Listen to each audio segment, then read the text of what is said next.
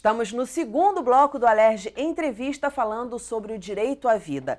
No bloco anterior, a gente terminou com o senhor falando que defendia algumas mudanças no Código Penal. Eu queria que o senhor explicasse essas mudanças e o que é estabelecido agora. Aconteceu recentemente uma questão muito difícil.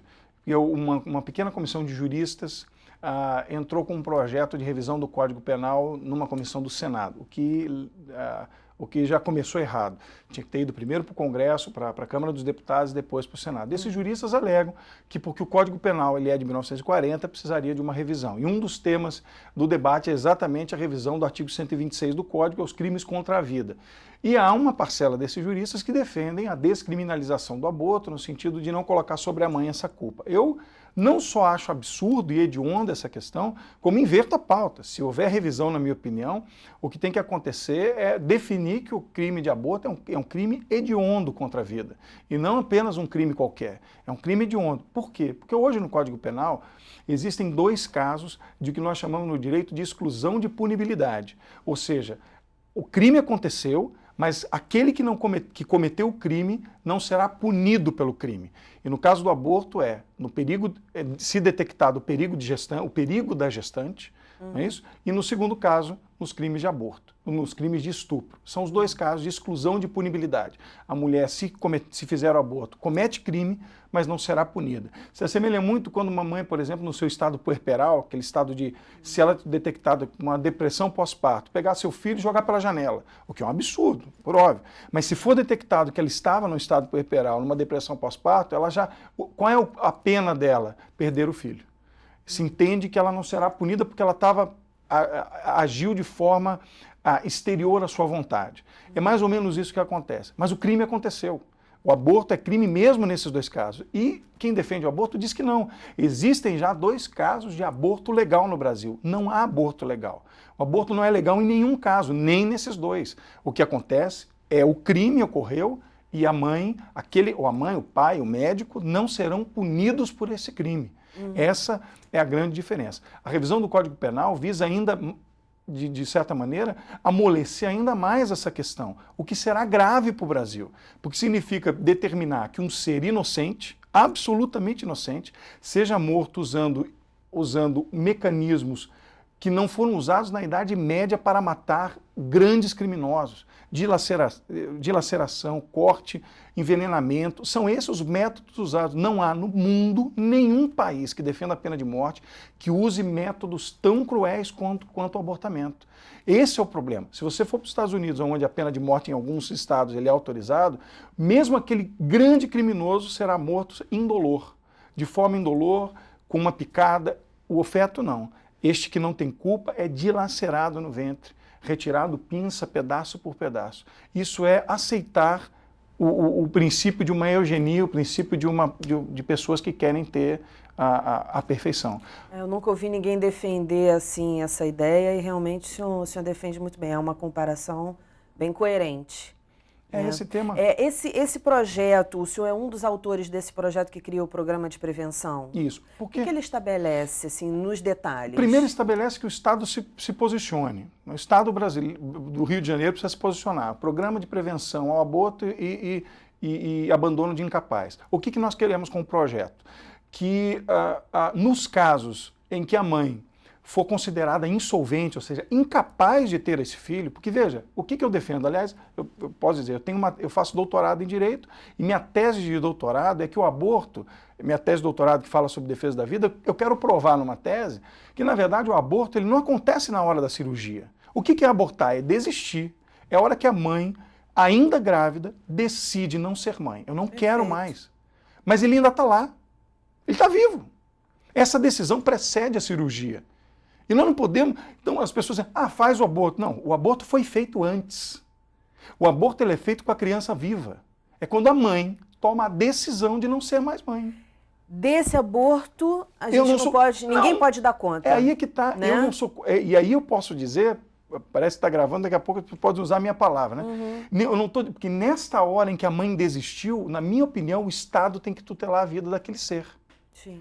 É como, por exemplo, você pega uma criança que nasce, não é? Nós vimos aí, todo mundo se horroriza quando a mãe pega e joga uma criança dentro da lata de lixo. Todo mundo fica, né, bravo. Quando a mãe pega e joga por cima do muro, quando enfia a agulha dentro da criança, todo mundo chora, não é mesmo? Nessa hora não tem o conselho tutelar que vai e tira o pátrio poder da mãe? Nessa hora não é o Estado que, para defender a vida daquela criança que já nasceu, mas que é recém-nascida, diz, agora você não tem mais capacidade de ser mãe, agora o Estado cuida, vai por que não faz isso no ventre? Porque, por princípio, a criança pertence à sociedade, não aos pais. Exatamente. Eles têm a guarda, mas... Exatamente. Nesse aspecto, o que eu defendo? É que se a mãe abortou na sua decisão, nessa hora o Estado tem o dever de tutelar aquela vida. E aí, qual é o mais fácil? Vão matar a criança. O que eu defendo? É que nessa hora o Estado intervenha de que maneira? Encaminhando para adoção, resguardando aquele ventre até a hora do nascimento, que a mãe possa encaminhar o filho para adoção, que a mãe seja acompanhada psicologicamente para decidir ficar com o filho. Que ela decida ficar com a criança. Ela foi impactada por uma gravidez indesejada, foi impactada por uma deficiência financeira, uma realidade que não está a favor da vida dela, mas ela tem que ser acompanhada pelo Estado até para decidir. Aí, quando chegar a gravidez a termo, no final ela diz, olha, realmente eu já tenho 5, 6 filhos, eu não tenho capacidade de ficar com essa criança, eu não posso mais, eu vou matar? Eu não posso mais. O Estado tem o dever de tutelar a vida dessa criança. É essa a nossa defesa com o programa estadual. Porque para o Estado é muito... Então esse programa determina o quê? A criação de casas pela vida, ou instituições religiosas ou não religiosas da sociedade civil que se habilitem através de convênio para cuidar dessa mãe e para cuidar dessa criança, como acontece na França. Quando uma criança, uma jovem, com gravidez indesejada, engravida na França, ela procura o poder público, ela vai até o poder público acolhe aquela mãe durante um período até a hora de nascer, e quando nasce, com psicólogos, com nutrição, com tudo, até a hora na hora que a criança vai nascer, e aí, você vai ficar com a criança ou nós vamos cuidar da criança? Como dizia Madre Teresa de Calcutá, não mate, dá para mim. O que nós estamos querendo fazer é provar que o Estado pode e deve ser a Madre Teresa de Calcutá. Ele tem dever sobre aquela vida. Matar não pode ser a melhor opção. Então, já que a mãe não pode, está no artigo 1º, incapacitada, insolvente, não tem condições, foi estuprada, foi violentada, não pode, então o Estado assume.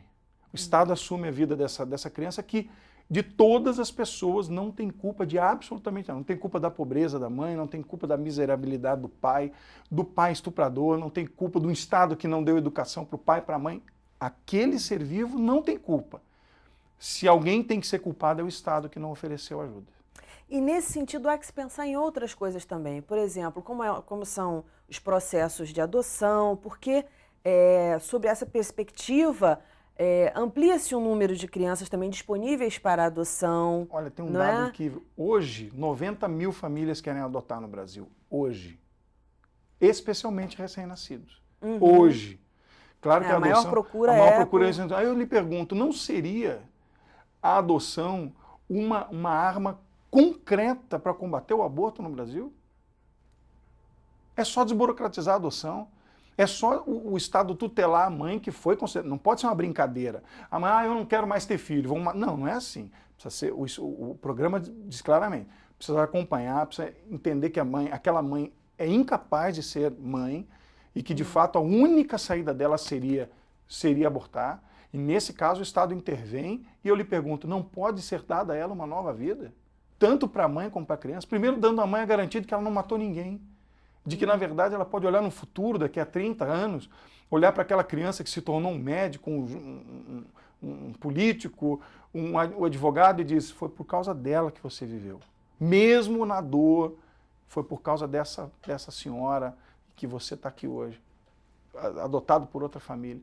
Eu não consigo conceber a ideia de que o Estado gaste dinheiro, o aborto custa R$ 1.250 pago pelo SUS. Quem vai pagar essa conta? Eu. Então eu pergunto, em vez de gastar os R$ 1.250 para fazer um abortamento, não é melhor investir na educação, no pré-natal dessas crianças? Eu não consigo admitir que o Estado gaste dinheiro para matar, se ele pode gastar o recurso para salvar.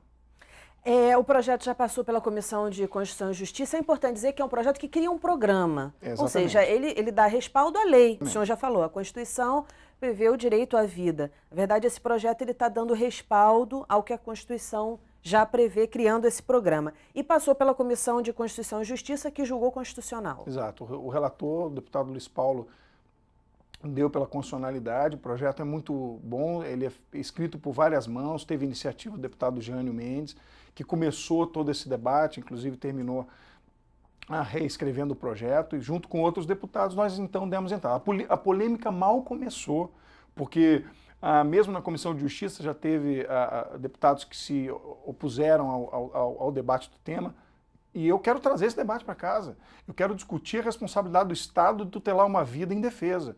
E o Estado precisa fazer isso. A reforma do Código Penal em Brasília, a questão do Estatuto do Nascituro, está tudo no Congresso Nacional. Mas o Estado tem dever de tutela. O Estado tem dever de tutelar a vida dos moradores que pagam impostos aqui. E esse é um potencial a ser defendido. Essa vida precisa ser defendida e a Alerj vai debater esse tema. Agora, a gente está no Alerj Entrevista, que é, na verdade, um bate-papo mais detalhado com o deputado, até para conhecer também um pouco o perfil do deputado. O senhor me disse que está defendendo aí uma tese, sua tese de doutorado sobre o aborto, e o senhor está engajado nessa campanha, o senhor é um dos autores desse projeto que cria o programa. E aí minha pergunta é bem pessoal, por que essa dedicação, deputado? Há 20 anos eu milito numa vida fora da política, num trabalho de evangelização e um trabalho comunitário.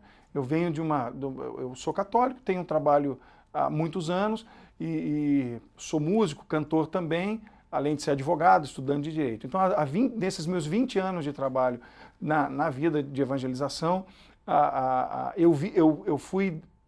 eu me deparei com muitos casos concretos nessa área.